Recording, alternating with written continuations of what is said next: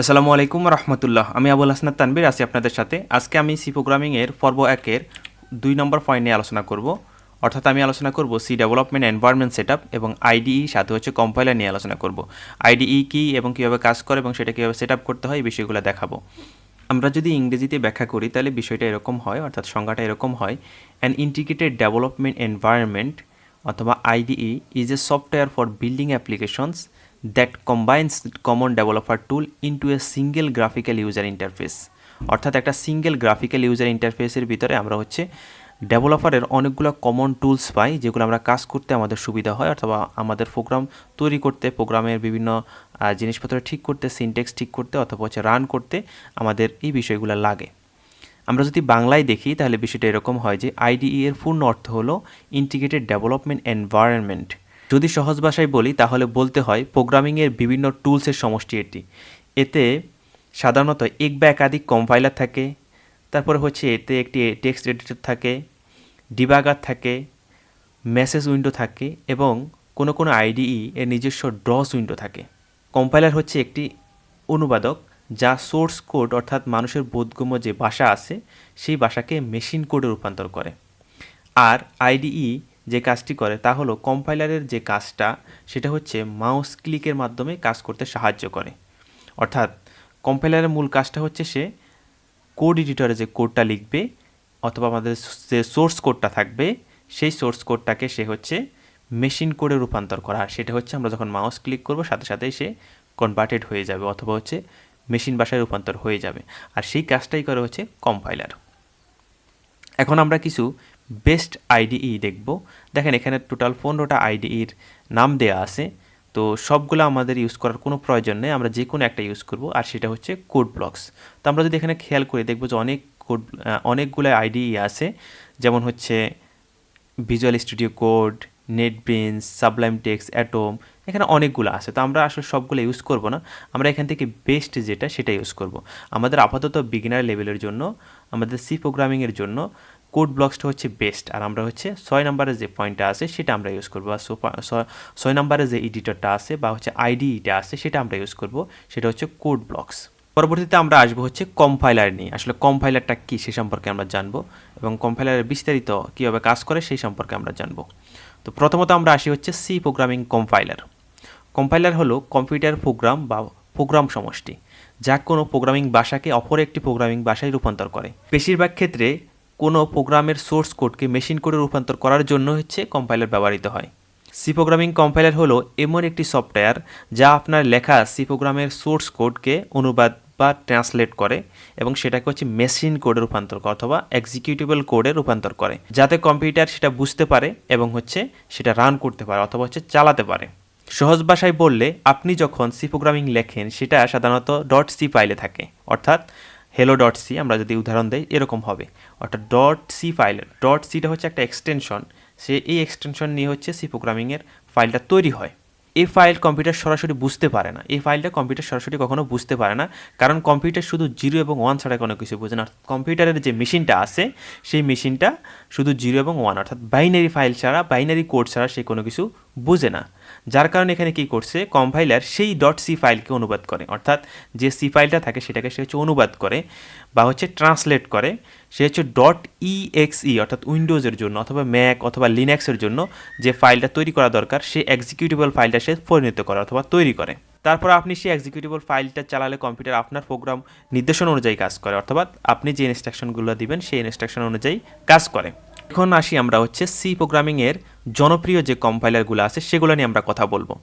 প্রথমত আমরা আসি হচ্ছে জিসিসি, যা জিএনইউ কম্পাইলার কালেকশন, যেটাকে আমরা হচ্ছে লিনাক্স এবং ইউনিক্সের সবচেয়ে বেশি ব্যবহৃত হয়। তারপর হচ্ছে ক্লাং, আধুনিক দ্রুত এবং ম্যাক ওএসে এটা ডিফল্ট থাকে। ক্লাং যে কম্পাইলারটা থাকে সেটা হচ্ছে ম্যাক ওএসের জন্য default. MSVC, Microsoft visual C plus plus, অর্থাৎ উইন্ডোজের জন্য এটা ব্যবহৃত হয়। তারপরে টার্বোসি, পুরনো এবং প্রায় এখন ব্যবহৃত হয় না, অর্থাৎ এটা একদম অকেজো অথবা এটা কেউ এখন আর ইউজ করে না। টার্বোসিটা এটা অনেকটা ডেড হয়ে গেছে বা হচ্ছে মারা গেছে। পরবর্তীতে আমরা আসি হচ্ছে কাজের ধাপ, কম্পাইলেশন প্রসেস। প্রথমত কম্পাইলার 4টা ধাপে কাজ করে। প্রথমত সে হচ্ছে যেটা করে সেটা হচ্ছে প্রি প্রসেসিং করে, প্রি প্রসেসিংয়ের ক্ষেত্রে সে যেটা করে ইনক্লুড এবং হচ্ছে ডিফাইন যে ফাইলগুলো থাকে সেগুলো সে হচ্ছে প্রসেস করে। কম্পাইলেশন, কোডকে অ্যাসেম্বলি ল্যাঙ্গুয়েজে রূপান্তর করে। দেখেন সে কোডটাকে কম্পাইল করে হচ্ছে কোডটাকে অ্যাসেম্বলি ল্যাঙ্গুয়েজে রূপান্তর করে। তার পরবর্তীতে হচ্ছে অ্যাসেম্বলি ল্যাঙ্গুয়েজটাকে সে হচ্ছে মেশিন কোডে রূপান্তর করে। সাথে এখানে লিঙ্কারের জন্য আলাদা কোড লাইব্রেরিতে একত্রিত করে চূড়ান্ত এক্সিকিউটিভ ফাইল তৈরি করে, অর্থাৎ শেষের দিকে লিঙ্কার কাজ করে, আলাদা আলাদা কোড লাইব্রেরিকে একত্রিত করে, অর্থাৎ অনেকগুলো আমার ডিভাইডেড অথবা হচ্ছে আলাদা আলাদা কোড লাইব্রেরিকে একসাথ করে একটি চূড়ান্ত এক্সিকিউটেবল ফাইল তৈরি করে, অর্থাৎ যেটা আমরা এক্সিকিউট করতে পারবো সেরকম একটা ফাইল তৈরি করে। তাহলে দেখেন কম্পাইলার কিন্তু এখানে অনেক কাজ করে, সে প্রসেস করে, কম্পাইলেশন করে, তারপর হচ্ছে এখানে অ্যাসেম্বলিতে তৈরি করে, তারপর হচ্ছে লিঙ্কারে পাঠায় সেটাকে চূড়ান্ত করে। এই কাজগুলো হচ্ছে কম্পাইলার করে থাকে। আমরা এখন সি প্রোগ্রামিংয়ের ফ্লোটা দেখব, অর্থাৎ সি প্রোগ্রামিংটা সোর্স কোড থেকে একদম আউটপুট পর্যন্ত সে কীভাবে কাজ করে সেই বিষয়গুলো নিয়ে আমরা আলোচনা করব। তো প্রথমত আমরা এখানে একটা পিকচার দেখতে পাচ্ছি, যেখানে হচ্ছে আমাদের এখানে 3টে স্টেপ বলা হয়েছে, যেখানে আমাদের সোর্স কোড থাকে, পরবর্তীতে হচ্ছে সে সোর্স কোডটাকে কম্পাইল করে এবং পরবর্তীতে সে হচ্ছে সেটাকে অবজেক্ট কোডে রূপান্তর করে, অর্থাৎ পরবর্তীতে সে হচ্ছে অবজেক্ট কোডে রূপান্তর করে, অর্থাৎ মেশিন কোডে রূপান্তর করে। তার মানে হচ্ছে আমাদের যে বোধগম্য ভাষাটা আছে বা আমরা যেই প্রোগ্রামটা লিখতেছি, যেটা আমরা বুঝি, সেই প্রোগ্রামটাকে সে হচ্ছে কম্পাইলার কী করে, সেটাকে হচ্ছে কম্পাইল করে এটাকে হচ্ছে অবজেক্ট কোডে রূপান্তর করা অথবা মেশিন কোডে রূপান্তর করা। আর মেশিন কোডটা কিন্তু আমরা পড়তে পারি না, সেটা শুধু মেশিনই বুঝে। পরবর্তীতে আমরা যদি একটু ডিটেইলে এক্সপ্লেইন করি যে আমাদের প্রোগ্রামটা স্টার্ট থেকে এবং আউটপুট পর্যন্ত অথবা ইনপুট পর্যন্ত যাওয়ার সময় কোন কোন প্রসেস মেনটেন করে বা কোন কোন প্রসেসগুলো এটার সাথে জড়িত থাকে সেই সম্পর্কে যদি আমরা একটা চেষ্টা করি যে জানার জন্য, তাহলে আমাদের সামনে এই পিকচারটা হচ্ছে যথেষ্ট। প্রথমত আমরা দেখি যে আমাদের যে কোড এডিটর আছে অথবা আইডিইটা আছে, সেখানে আমরা স্টেপ ওয়ানে আমরা হচ্ছে কোড লিখে থাকি। তো আমরা এখানে দেখতে পাচ্ছি 6টা ধাপ আছে, যে 6টা ধাপ দিয়ে হচ্ছে আমাদের একটা প্রোগ্রাম সম্পূর্ণ হয় অথবা এক্সিকিউট হয়। সেই বিষয়গুলো নিয়ে আমরা একটু বিস্তারিত আলোচনা করি, চলুন। তাহলে আমরা প্রথমেই বললাম যে আমাদের স্টেপ 1 সেখানে হচ্ছে যে সোর্স কোড লেখা হয়, আমাদের যে কোড এডিটরে যে কোডটা লিখি সেটাই মূলত সোর্স কোড। পরবর্তীতে সেটাকে হচ্ছে .c ফাইল এবং হচ্ছে সাথে হেডার ফাইল যুক্ত করে প্রি প্রসেসরে পাঠানো হয়, এবং প্রি প্রসেসর কী করে, সেখানে এসে হচ্ছে সেটাকে প্রসেস করে ফাইলটাকে পাঠানো হয়েছে কম্পাইলারের কাছে। আর কম্পাইলারের কাছে যখন পাঠানো হয় সেক্ষেত্রে হচ্ছে সে কিছু ফাইল ইনক্লুড করে এবং হচ্ছে কিছু সিম্বল আছে যেগুলো হচ্ছে সে রিপ্লেসড করে দেয় অথবা সিম্বলে রিপ্লেসড করে দেয়।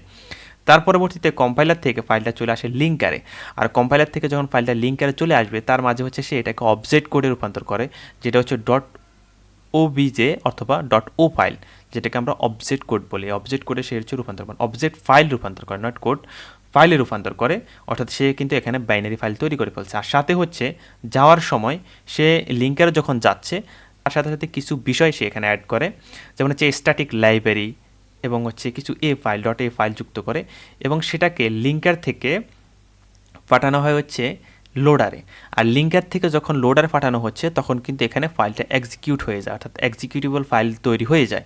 সেখানে .exe অথবা আমাদের ম্যাক অথবা হচ্ছে লিনাক্সের জন্য বা অন্য কোনো ওএসের জন্য সে হচ্ছে কিন্তু এক্সিকিউটিভ ফাইল তৈরি করে ফেলে, অর্থাৎ ফাইলটা তখন এক্সিকিউট করতে পারে। পরবর্তীতে যখন লোডারে আসার পর সে হচ্ছে এখানে কিছু শেয়ার লাইব্রেরি ইউজ করে, যেমন হচ্ছে .dll .so, এই ফাইলগুলো সে হচ্ছে লোডারে লোড করে, মূলত এগুলো যুক্ত করে হচ্ছে লোডার কাজ করে।